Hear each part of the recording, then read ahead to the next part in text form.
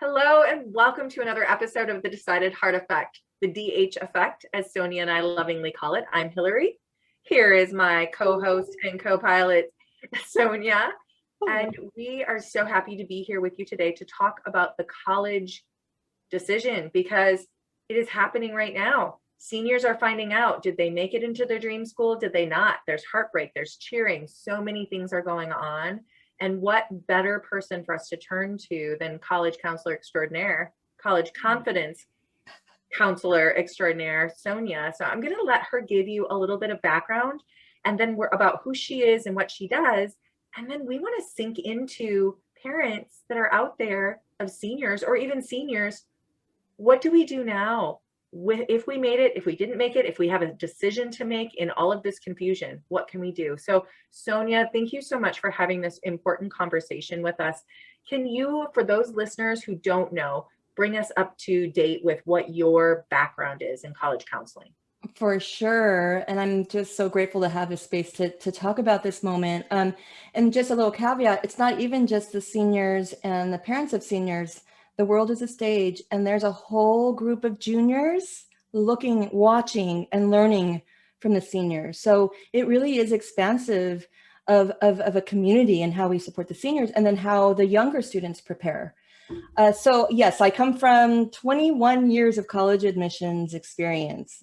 Started working at a large public university as an admission officer. So got the experience of kind of how do you review an application in 8 minutes and then help determine, the score towards admissions, an admissions decision. 8 minutes. 8 to 10 minutes for a large public university. Smaller private colleges will have, more of the 10 to 15 minutes as an average. And so then I worked at a private high school. So as a college counselor for a high school, had a different lens of experience navigating and supporting teens, no matter where they went after high school. And I got to bring in the families and have those dynamic conversations. And then finally, I became an independent educational consultant because I just have my own philosophy, Hillary, of how we should have this conversation about not just college, but all options after high school. And it wasn't until I became a mom of a teen that really showed me the humility of parenting a teen. No, and I love that you say that. And that's why I don't trust my kids with anybody else other than you, because we have that same philosophy. And the moment that you sat down, Sonja, for the all fair disclosure, works with my daughter, Faith, who's a sophomore. They started working together and really getting to the bottom of who she is as a person and how that shows up in the college search and the process of that, because we have all these societal, especially depending on what school and community you're in and all of that, there's this pressure of where you're going and what the name is. And it feels, as a parent, it almost sometimes feels like either an indictment or a badge of honor, depending on what your kid is going to do. And that's so messed up. It's so messed up. And so like I knew that in my gut. And the first time you sat down with Faith, my husband and I, Faith and Sonja, and she starts talking to her and asking questions. And then she says, here's what we're going to find out. We're going to find out who you are, what you love, where your passions are, where that fits on a college campus, who's going to bring out the best in you, where that fire is going to be able to spark and just really burn. And we're going to find out not who who you're good enough for, but who's good enough for you. Mm-hmm. And oh my gosh, like the tears just came because I thought, thank you. You see my child. And I feel like that's something, Sonja, that is not common out there. And I appreciate so much in you. Thank you. And it breaks my heart that it's not common. And so I feel so strongly about, we have to do all that we can. And I'm even getting emotional too, because I feel so strongly. We have to do all that we can to protect the brilliance, worth, and authenticity of our children. And yes, I focus on teens, but in terms of my special lens, I'm at the end of the rope, folks. I'm at the end. So I've seen students who have followed the equation of achievement and they were promised something. So this is all fixed-minded stuff, right? And that promise is defined as their singular dream. I've worked so hard to get into this one college, but they don't know why. And they don't feel worthy until they have this thing. And that's so destructive and damaging. And we are seeing it in our 20-year-olds, where they're coming back from college. There is a sense of a lack of worthiness, of questioning, a lack of purpose. So I know we're talking about the decision happening right now for our seniors, but if we could, and I'm really focusing on we might have younger children, or younger families are watching, as early as possible, how we must first ask ourselves, how do we protect that my teen is worthy, that whatever she is pursuing under her decision is because she truly believes whatever vehicle that is, it's going to feed her worth, her authenticity, her interests, period. So when someone says, oh, I want to go to Stanford or the Ivies, I'm like, well, is it really good enough for you? Are these schools even good enough for you? And it shakes them because no one has ever asked that question. I know. I love that. It does.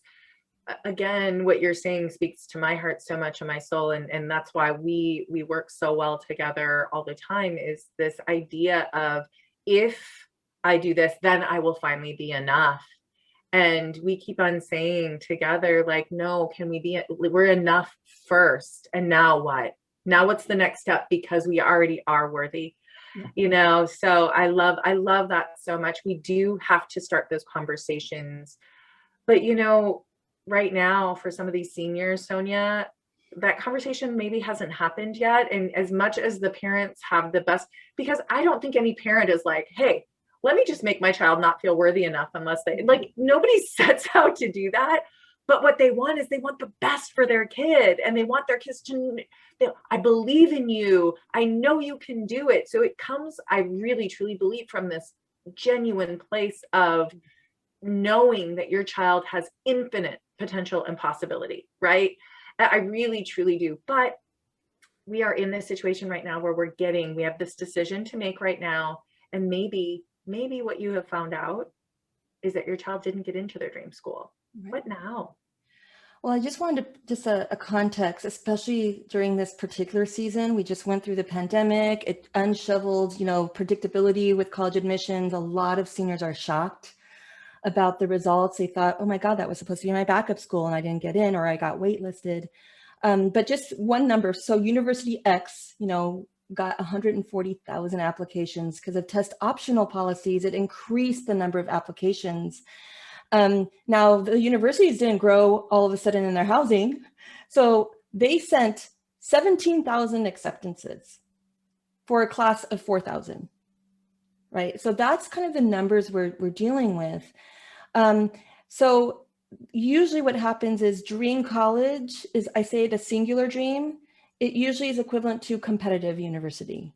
And so those numbers are like, oh my gosh, if I could get in there because it's so hard to get into, that would be my dream. So that's the context of it.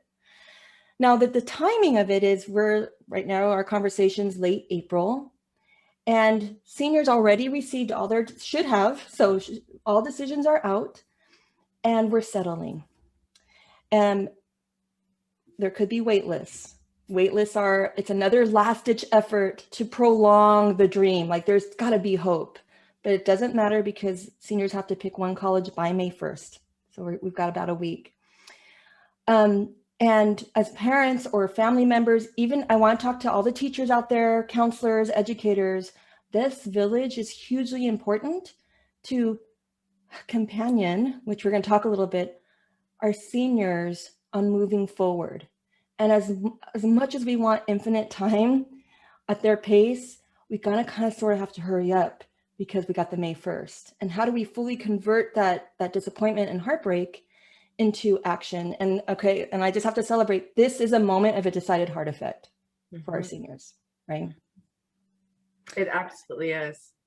And our main goal, I know it's your main goal, so I'm talking on behalf of you, is instead of the singular dream of being this one vehicle that for somehow the teen has said, this one vehicle defines who I am, how do we convert this into the decided heart effect, where this is not only is this a great opportunity to connect with this teen before they become adults and leave the nest, but this dream isn't about the vehicle. It is about the ability to discover their capabilities, fully believe in their capabilities, what they believe, what they stand for, no matter the vehicle in their future. Now, if we can convert that into a young teen and saying, yes, I am so self-assured, I'm going to be okay. That is the dream that we should be striving for. And I think we could do that through companioning. I do too. And it's funny because I know that I'm going to jump ahead. There's 7 steps to companioning, and I'm going to jump ahead to step 4, because that one is the one about like seeing the sensory cues and observing what's going on as you're companioning someone. So I know, like I said, I'm jumping ahead, but part of that is we always talk about, like, when we're sharing this with other people, and teaching companioning, we always talk about how, oh, as a parent, the kid that falls down and you go rushing over and, are you okay? Are you okay? Are you okay? Or the other parent who goes over and they're like, you're fine, get up, shake it off, you're not done, like, go. And there's a third option, which is, wow, that looked like it hurt, but you got up. That's amazing. And you're giving validation, but you're also helping them to, are you okay?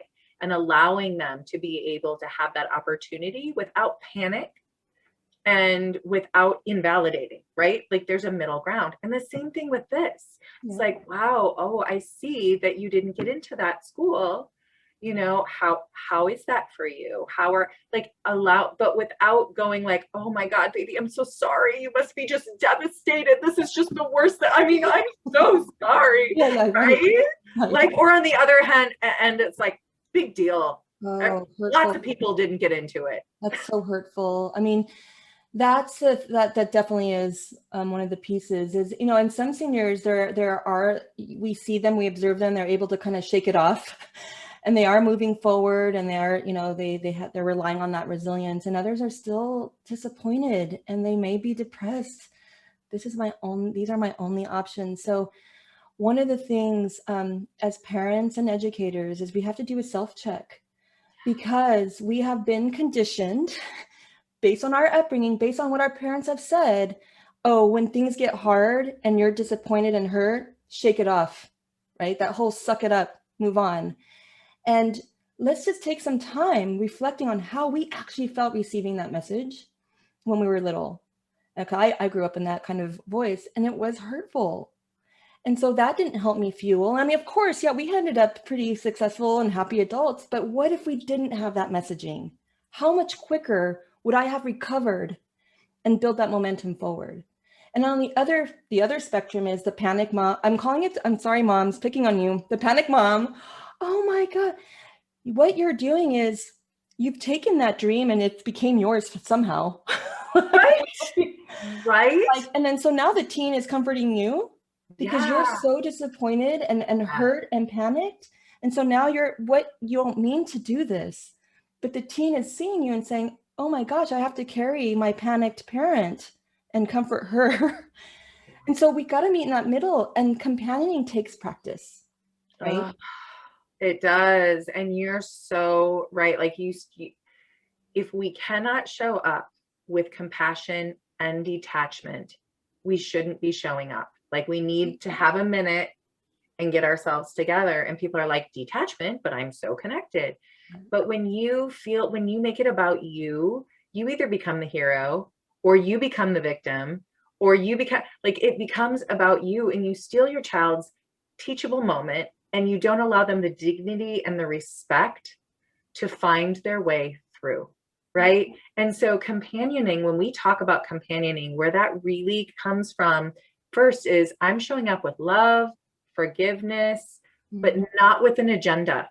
I'm showing up ready to listen to your needs and story and ask you questions and help reflect back to you what you need for yourself, because I trust your process, rather than, oh, let me fix it, let me be the hero, it isn't about us. And every time we make it about us, we're prolonging their lack of ability to go into adulthood feeling secure and confident. Don't you think, Sonja? And you got to understand the teen brain. That teen brain is in question of him or herself. and they are looking for that validation. And when you say stealing their moment, when we take on the burden of their challenge, what we're communicating verbally is, you're not capable right now. I'm sorry, you just don't have the skill set to overcome this. So that's why I'm helping you.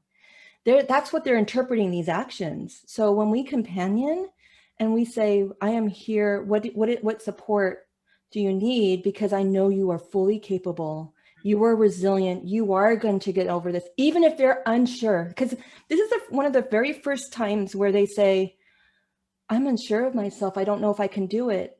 And if we companion, we're basically saying, you can. This is a moment to trust yourself because I believe in you.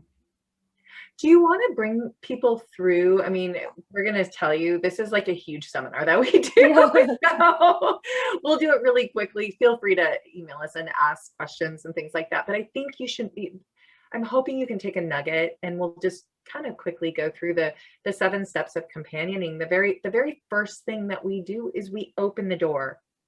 And we don't turn around and say, you feel this way, you must this, you must that. Instead, we say, hey, what's up? How are you feeling? Mm-hmm. Right? Or some question that's not why, because why sounds like interrogation. No why questions. No why questions. But instead of like, hey, how do you feel about that? Just open the door. And then, you know what? Hardest part comes next. I think the hardest of all the steps, especially again, right? You did it. For those of you who didn't see, because you're listening and that's right. watching, yeah, Sonja just zipped her mouth. The second step has its own place, which is just silence. Mm-hmm. We are sitting in silence. That's it. It's so hard. It is so hard. And it was one of the most powerful tools I learned as a mom. Every day of connecting, having a place of silence. I was very intentful about using that when Bella, she's now 20 years old, come home from school. I would be in her space, but I really be intentfully silent. Just being there, just being present. And some days she, went to a room and did her homework or whatever. And other times she just spilled out her day. It took 20 minutes. And that silence is allowing them to reflect, right? So and decide to come through the door. Sorry, I didn't mean to interrupt, but I'm like, yes. That is a decided heart moment, because sometimes we're like, okay, I'm going to do all 7 steps. So we're going to go. But if you open the door and they don't walk through, that's a decision too. Maybe but you've opened it so they can come back to it. Right. But if you jump in right away, it's kind of like slamming it. Like it's like they ran into, when you think that you have the door on you open, right? And you, right, run into you wonder, like, oh my God, my teen's not talking to me anymore. Or she went to the hallway and slammed the door. Well, those are cues. Those are those 3 cues. Like, oh man, I forced her through the door. She wasn't ready. So, the receptive silence. I didn't list the 7 steps. So the detachment and compassion are necessary. Can you go through the lot? Yeah, no, and that, the very next one, like that third one, is the cup emptying, allowing them the opportunity. Like if they're upset and you start adding to it, what's going to happen? That's going to overflow. So you need to give them the space to ask the questions that will help them to empty the cup and get to the bottom, right? Because maybe when you get to the bottom, you're going to be surprised. Sometimes I've been surprised. We've done this together where we companion each other and we're like, we think we're actually mad at a kid or mad at a husband or well, no, we're actually mad at ourselves about something. Or maybe it's a fear and you get to the bottom of it and the fear isn't, they don't really care whether or not it was the school for them, but they're worried about how you're going to see them. And you get to the bottom and you're like, oh my goodness. So it's allowing the opportunity to not guess what's wrong, but ask the questions so you can get to the bottom of it. And that's where we get to that 4 that we were just talking about, that sensory cue, right? Really focusing. Yeah, constantly assessing, observing where they're at, because you don't know how to walk alongside until you're assessing, like, is this good for now? Do I walk, is that, do I come back later? Do I acknowledge what I'm noticing? Because that just coaches them to empty the cup. Yeah, to empty the cup and also to trust themselves, because when you focus on the sensory cues and you ask about certain things, there are moments in our life, if we think about it, where we're like, okay, how am I feeling? If I'm feeling a certain way, check in, and what is the information that that feeling is giving me, right? And so we have to allow for that to happen. And then we get to, we've really led with them on this way. And one thing that we didn't say that I want to come back to is, it is so important to meet our kids where they are, or anyone in companioning. And what I mean by that, there's nothing worse than going one way or the other with a kid. Like, if you have a kid who is really down and you come up and you are like, oh, don't be sad, la, la, la, la. Like, that does not work. And the same thing, if they are really upset and they're up here, and then you come to them and you're like, really, you need to be, it's, it is, that feels yucky. And what feels better is, we've talked about that, even if someone's angry, you can be like, man, I see you're angry. My energy is there, but I'm not angry, right? But I've met them. And now when you hit that step 5, which is where you start asking them what they need to get them forward and propel them forward, you get to lead the way a little bit and take your energy. And as you bring it to where it needs to go, they will follow. But it's only because you took their lead first. This is the huge conversion rate right here, right? Where you're letting them follow, and then you can slowly help them lead. It's, understand, well, what are the outcomes that you hope for?